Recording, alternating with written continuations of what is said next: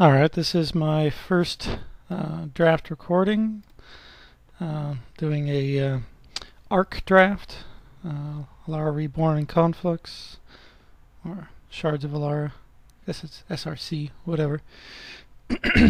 So opening our pack, got a few interesting things. Necrogenesis is kind of cool, but it puts us in a shard. Skeleton Eyes is solid, probably the best card in the pack by itself. But we have the Krazen Squire, who will allow us to play either blue-white or green-white aggro, and he's one of the few one-drops that's really good for it. So I went ahead and decided to go ahead and take the Krazen Squire. He's a real beating when he comes out turn 1. Here in pack 2, Kiss of the Amisha is kind of cool, though I like to get it a little later, and it's not amazing. Sprouting Thrynax is probably the most powerful card, but once again puts us in an entire shard, and Jund and Nai are both very popular, so green-red is really competed for. Probably half the drafters will play that, so I took the Sigiled Paladin. It keeps us in one color. We can still go blue-white or white-green. Here we see white-green cards, nothing in blue that's exciting, nothing in red that's exciting, nothing in black that's exciting. So we're going to go into green-white. It's between the Sigil Blessing and the Ambusher. Ambusher's a little more of a surprise factor, especially being uncommon.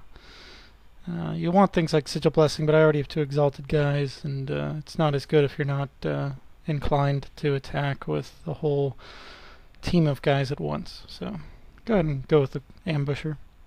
It's arguable.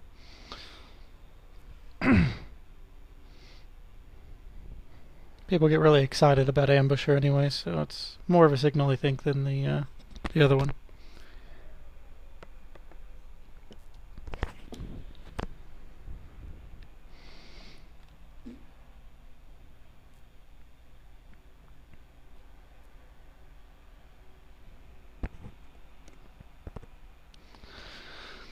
These are the really fun parts. Well, so far we haven't seen anything too exciting, but somebody on our right could still be taking green, white, red, or something like that, and I have to look for the need to switch out. But here we get a Rake Claw and a Druid and a Natural Eyes and an Excommunicate. Blister Beetle's cool. Rake Claw is probably more powerful than what I am going to end up taking, but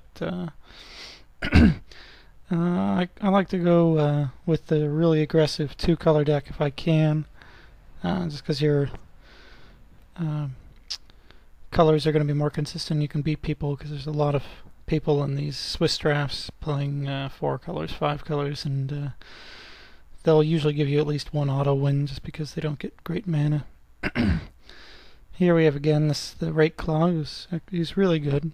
Though he dies to a lot of removal, but if they can't kill him, he's amazing.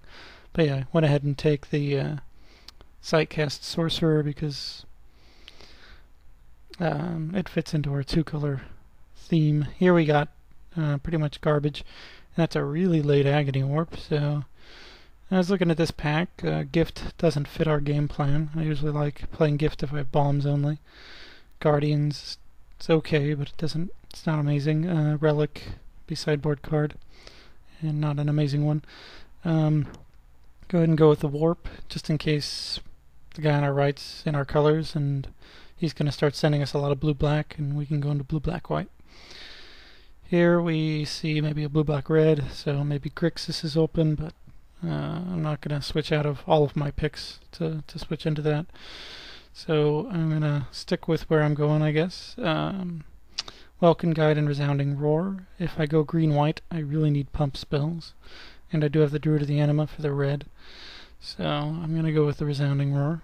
It certainly wins games when you cycle it, and you need pump in this color combination because you're not going to have much removal. Welkin Guide is good as well. Both are reasonable picks. Drum Hunter is clearly the pick here. Just really good card. If I get enough Exalted or some big guys, he's can be really ridiculous. Here, all we got is Dispeller's Capsule, sideboard card. It's a pretty good one. And then we go with the Excommunicate, because it's really good in this archetype. Time walking while you're dropping 2 drops and 1 drops is always good.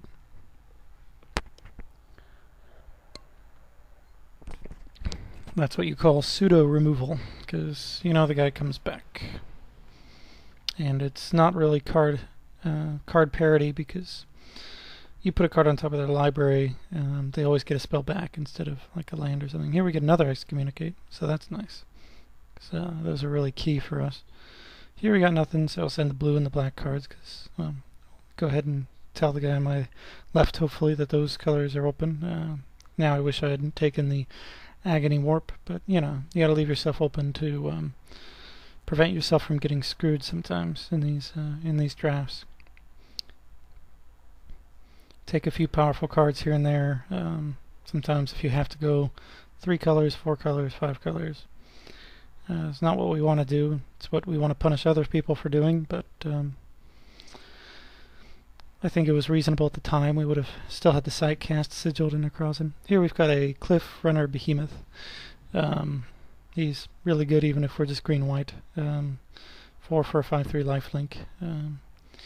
Either side of it's really good. The 3 toughness sucks because he dies to a lot, but clearly he's amazing, and he goes with our Drum Hunter. And we may get a couple things that are green and red in Reborn. Or we may even have to splash into red if the cards we get aren't strong enough. Because you can't trust people to read the signs, unfortunately. So, guy on our left, well, he got a few rake claws and things like that, so he may be in our colors, and that's going to be rough. Here we've got a great pack for Grixis, and no one else. It's okay. Well, it's good for 5-color Armillary Sphere, drag down. But Aven Trailblazer is solid. Flyers are good in this archetype, because you want evasion, and he's pretty efficient. If we splash him out, and be a 2/3.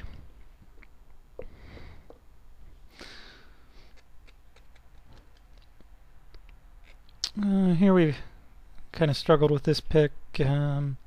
Basically, it's between Trailblazer, Emberweaver, and Cillian Sunsinger. I'm not really worried about having to stop their flyers, because if we've stalled that much, we've already lost. The Cillian Sunsinger, while its ability requires red, can be dropped for just green, and it's a 2/2.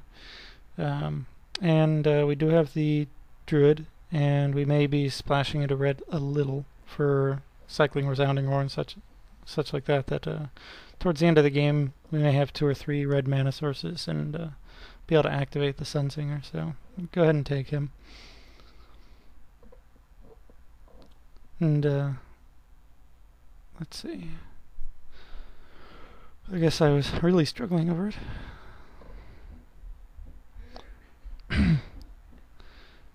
Here we've got basically Emberweaver and Gleam of Resistance. Emberweaver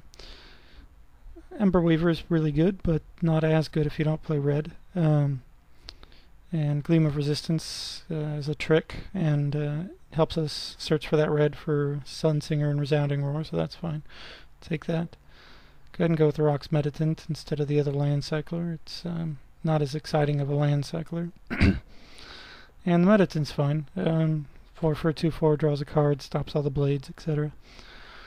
Here we've got Avensquire, Might of Alara, Court Homunculus. Some green-white decks can play the Court Homunculus, but we don't have any artifacts yet, so I wouldn't even try it. And Avensquire is really an ideal card for the format.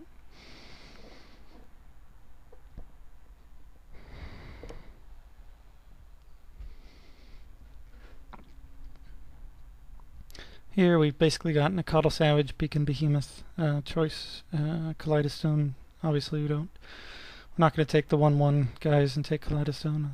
Too many things to do in turn 2.